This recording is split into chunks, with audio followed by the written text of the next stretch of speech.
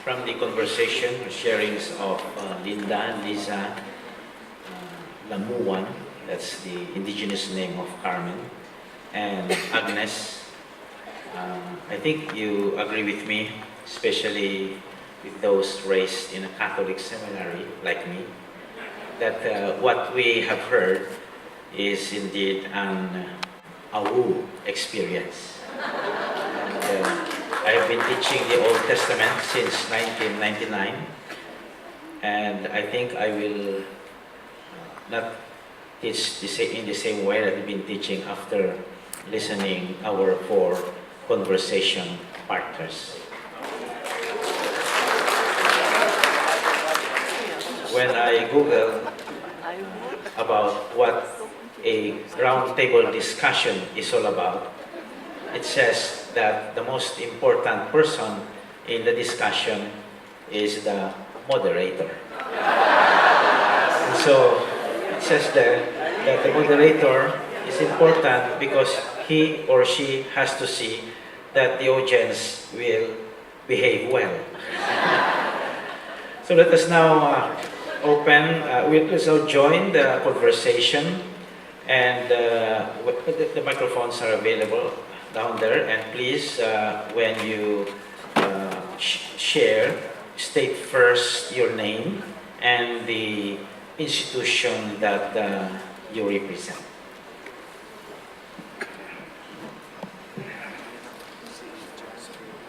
Yes, please.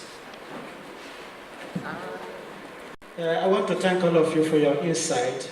Please, I want to be clear because in your theological discourse regarding gender equality, how do you address some of the differences, discrimination and exclusion of women among yourself? And I guess most of you have a house gear. How do you also treat them? Please, I need further enlightenment on that.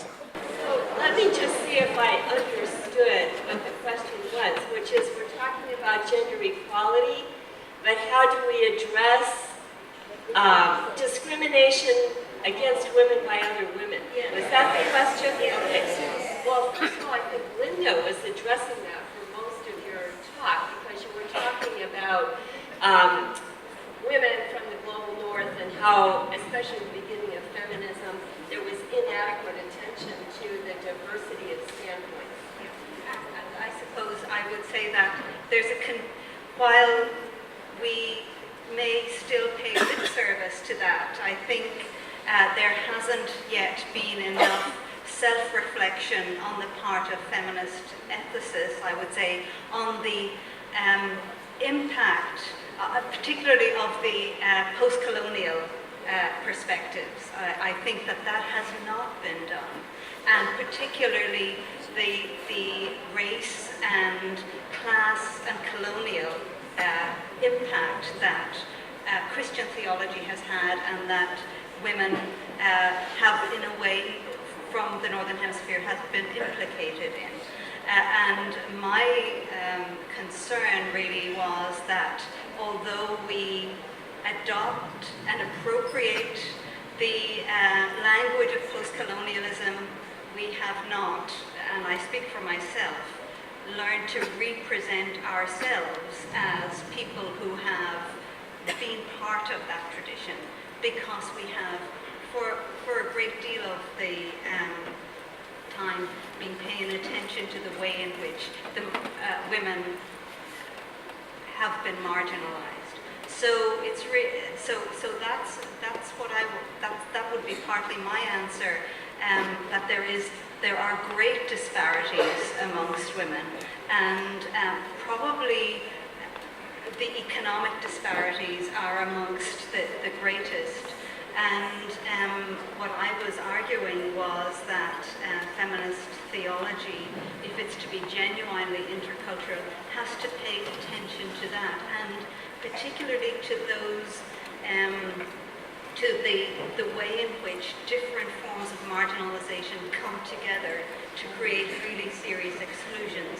And we have those experiences in the Northern Hemisphere as well, and that was one of the other things that I was suggesting. So how does one, it was my question to myself really, how does one do that ethically? I don't know that I know how to do that, but I know I need to ask that question, which is really what I was doing. Okay, number one, Carmen. I would like to respond from the indigenous perspective. Again, for the key core belief of the other people, lamuan kata, the basis is, did you journey with them? Did you share your food? Did you share water? The frameworks are all grounded, ethical and moral, the views, and all, you go back to the question, did you amuanan? Did you do lamuan kata? When that destroyed, when that is abused, we go back to a ritual that they called langat, to go back the harmony that it was disharmonized because you didn't journey, you didn't share food. It's all about sustainability. It's all about eating, drinking, living. It's communal in the context of the indigenous. If I heard rightly, you also mentioned about the issue of domestic helpers. Yeah, that is very important because with the emancipation of women, they're now working outside. Most of them, in a way, are standing on the shoulders of these domestic helpers. Well, of course, there's the issue of mutual empowerment. So how do you help them, raise their skills? So maybe you send them to college education. But it's more than that. It's the whole social structure. Because in countries where there is greater government support for child care, there's less need for domestic helpers. But in countries where that's not addressed, like in Italy and Spain, so as we know, there are many Filipinos who go there to become caregivers. So yeah, it's not just something that is personal, but it has to be addressed in a systemic manner. Yes, please. Alvin. Hi, Marvin. I would like to ask a question because in my many years as an educator, I have been working with women too. And sometimes I would like to frame my question in terms of power. It's, in my experience, I have so many women superiors. Yeah, some of them, of course, benevolent, some of them not so benevolent. I will not mention who they are, but it's not about the persons, but rather, how do we, men, work in a dialogue, especially when the structures of power are specifically inverse, meaning the women are the majority and often hold the policy. And often this is the experience, and we try to dialogue as a minority of men. How do we dialogue with them? In some ways that, I know we're talking about ethics and ano, but I think I have to inject a little bit of the discourse of power. Because I do observe that sometimes some women do tend to, for a lack of a better term, become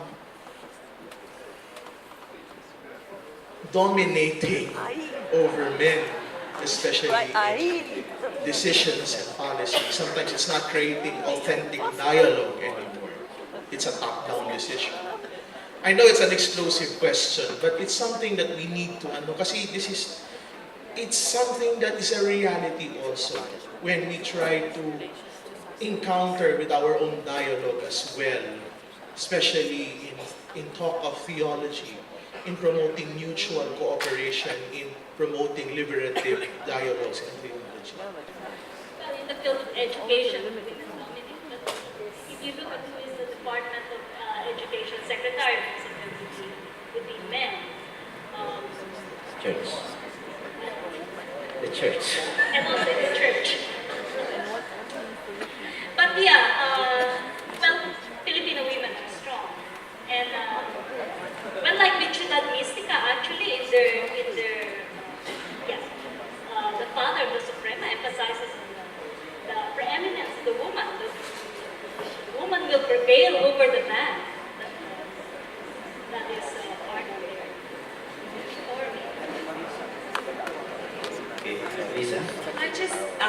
this is a more general comment. It sort of goes to your observation and also the previous speaker.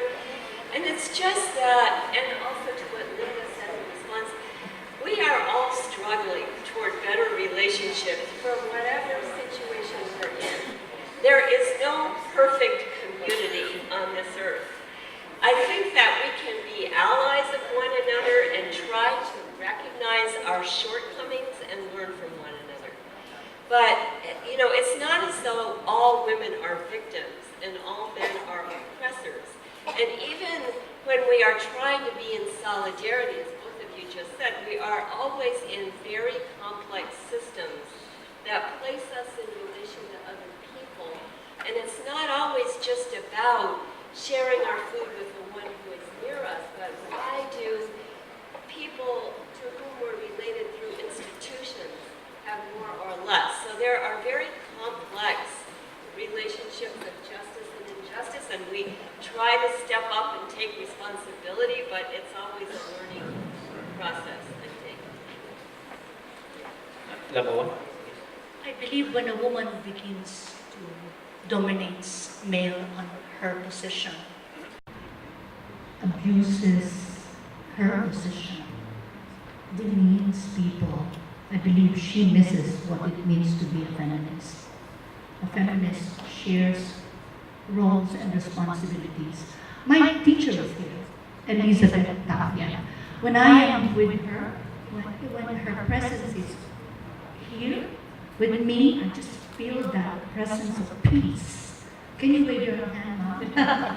But I met feminists whose energy is just so much of resistance that I don't understand why in her presence she hates everybody. I think that's the kind of feminism that misses the concept of feminism. Going back to the indigenous concept of shared power from the Aita people, when a space with women and men, nobody is demeaned and abused. That's feminism.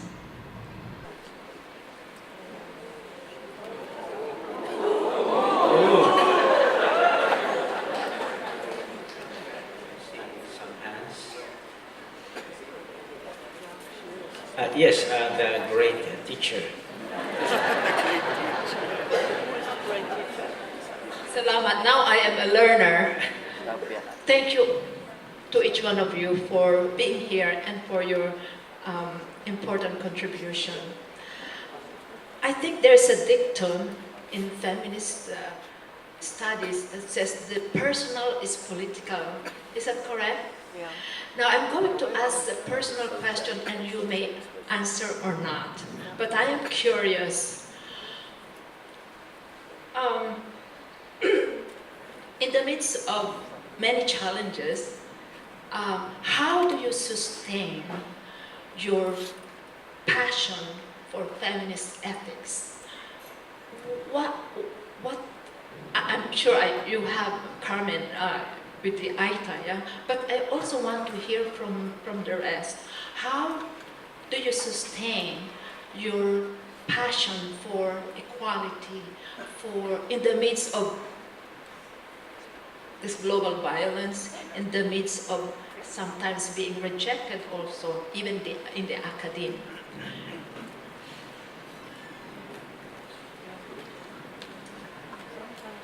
Goodness first. Well, of course, being part of a community like the Iglesia of Women in Asia, that helps us a lot. And also being married to a feminist man. We have to challenge one another. And yeah, the challenge of raising a son. How do you raise a son who also be respectful of the dignity of rights of women? Listen. Yeah, well, first I have to say, I come from a context, I'm very fortunate, where, you know, equality is maybe more accomplished than for some or more taken for granted, but I still would say that, you patriarchy and sexism are everywhere, but men are equally harmed. I have 4 sons as well as 1 daughter. And I think, as Agnes said, a lot of it is in community, but that includes men who are committed and allies. And also, as Carmen said, you held up your teacher. And to me, I find inspiration in women who are committed to equality, but who are joyful and celebratory. Like the writings of Elizabeth Johnson, to me, just shine with the joy of discovering Sophia and the many sides of God. Or your presentation of the women that you just talked about. Or I've heard, Agnes talk about the Babaylan before. So it's finding the joy and the hope and the community is what's really sustaining, I think. I suppose I would echo a lot of that. For me, well, first of all, I think it's because one is in the midst of looking at all of this systemic violence that affects both men and women.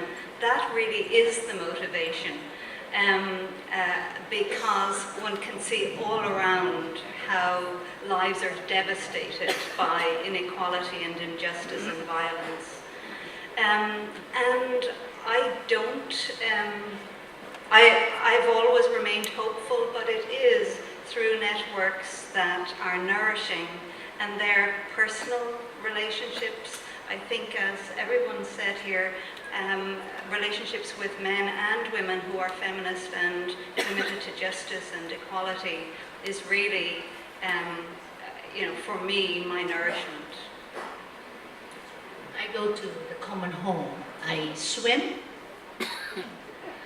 I kiss rocks from the river. That sustains me. I go to the river weekly. I go to the mountain weekly. So that has been sustaining me. And I've been practicing indigenous spirituality. By the way, this thunder is saying awu. Honestly. Not ayi, but awo.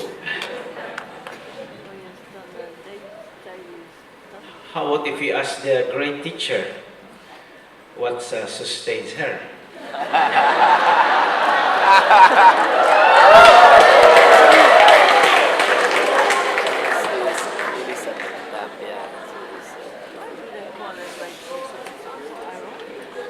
This is a conversation, ma'am. Please.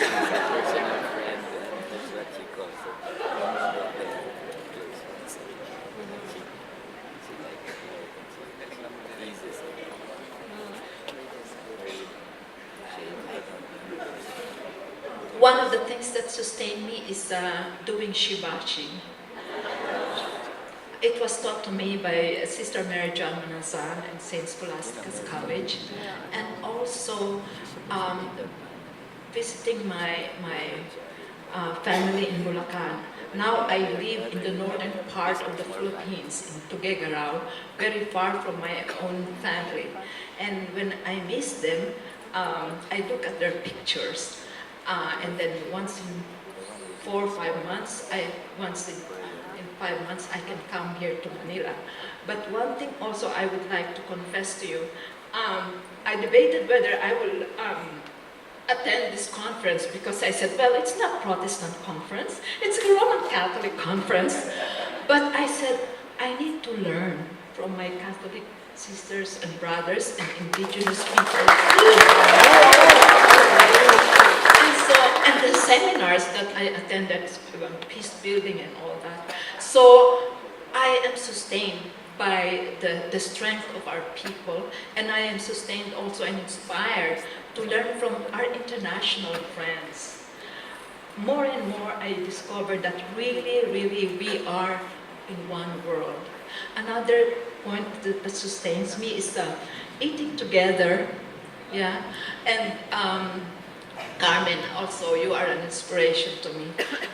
So now you are the one mentoring other people, and that also sustains me. And thank you, Mr. Moderator.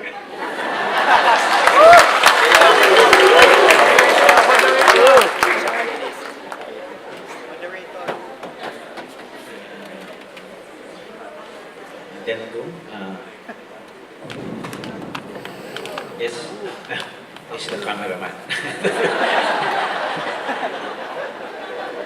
Yes, please. I share my... Your name, please? I'm Vic Aguilan. I'm from Silliman University, and also I'm a Protestant theologian. I came here because I know I would learn a lot from this conference. And this also strengthened our ecumenical relationship, learning together. But my question is, in the Protestant seminary, we have men and women in the theological formation together. But in the Catholic seminary, in the priest-clergy formation, they're really separated within, to a certain extent, in terms of the formation. We're talking here of clergy formation. Okay. My question now is, because it was mentioned a while ago regarding the barkada, how one's gender, sexuality is formed through the barkada. And I learned that in ethics, because I'm teaching that men, in order really to communicate, or at least impart the equality of gender, men must become or must take the feminist perspective. But I feel, to me, I have a little bit, maybe it's a challenge to me. Because can I take that perspective knowing that I am not, it's my identity as a male. And somehow, how can I take a woman perspective knowing that my identity is? And in my class, that is always raised by some of my students, my female student and my male student. Sir, how can you teach that you are not a woman? They're actually raising that. How do I have that kind of perspective? But I know feminist perspective is not a question of sex and gender, but that's a question raised by some of my students. You don't belong to that sex, or you don't have. How do you share the same experience if you don't belong to that sex? I mean, this is the kind of. So how do we deal with that? How do we overcome that kind of, blindness? Because if men would not speak out against violence against women, would not speak out against our own biases, our own patriarchal values, then we would be perpetuating the system that we should reject. Okay? Well, first of all, feminist perspective is not the same as women's perspective. Feminism is awareness that women are oppressed in the society and in the church, and there's conscious action to transform the situation, so men can also be feminist. But there are also other situations where you are challenged to step out of your social position in order to put yourself in the foot of the other. So for instance, like the Catholic clergy, they're celibates, but then they counsel married people, so they don't need to be married to be able to see or to have something to say about married life. So I don't think we should be very rigid. This is where I am, so I cannot step into the position of the other. I guess I would say, no one can totally step outside of their perspective and leave behind all of our biases. Really, the bottom line is just trying to see other people as human beings and trying to relate to the extent that we can with what they may be going through, what they may be suffering, like Linda spoke about the suffering that people are undergoing today. And some of it is gender-based, some of it, in my country we have a lot of racism. And so for myself, as a white person in North America, looking at an African-American friend or colleague, and I cannot really understand their whole history, but at least trying to imagine how would I feel if that happened to me, and just sort of honestly trying to be there for that person and be humble about our own perspective. And in the classroom, I think something that works really well, of course, is having readings by different people, sometimes fiction, sometimes theology from different contexts, and just inviting the students to speak their reaction, especially if you have men and women students, and you can create an atmosphere where people can respond and it enhances understanding. So it's a learning process for everybody, whether it's cultures, races, genders. So it's just being willing to enter into that. I think that's the only thing there is. I would agree. I would just add that really I see feminism as a really one particular example or instance of a commitment to sort of advance social and political structures that promote human dignity. And I think that task needs the work of women and the work of men. And I think indeed the advocacy of feminist men is really important in terms of challenging instances of violence and silencing and marginalization. And from my own experience, I mean, I really became a feminist through my encounter with a male priest teacher who was hugely influential, who saw that feminism really is about the dignity and equality of persons. And so for me, there is no contradiction. In fact, it's very, very important that men can support the advancement of women's equality, not to the exclusion of other forms of marginalization and exclusion, but in that sort of shared commitment to human dignity. When I teach, I always create a space in the middle and make this God awareness. I call it God awareness. I light a candle, and my students know Lamuan Kata. It's an awareness that God is in our bodies, God is in the space. Therefore, be aware of that, welcoming, a God who's androgynous, a God that is not anthropocentric. So it's a welcoming. In my classroom, all of life are welcome. Sometimes instead of fire, I put water.